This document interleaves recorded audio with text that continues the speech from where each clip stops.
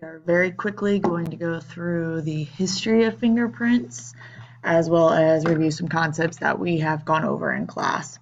These notes are at the end of the picture packet that went a little more detail into the different patterns. So the word dactyloscopy is the study of fingerprints. That would be something I would highlight. And police investigators are experts in collecting these dactylograms, otherwise known as fingerprints.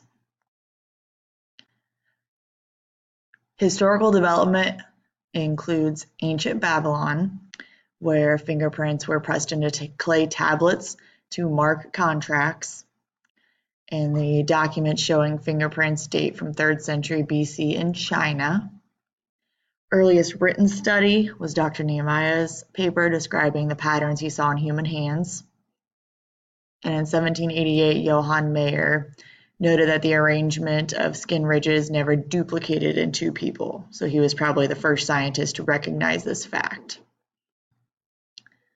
9 fingerprint patterns were described in 1823.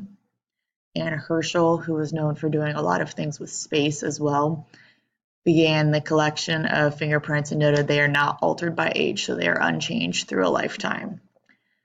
Bertillon created a way to identify criminals, to identify a repeat offender, and Sir Francis Galton and Henry developed the classification system that's still in use in the US today.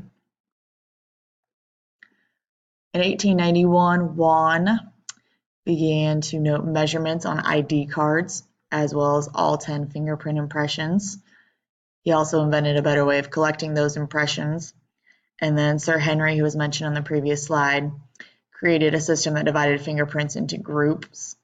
And all 10 fingerprints imprinted on a card was called a 10 card, which we've made in class already. Just to repeat and review a couple different things.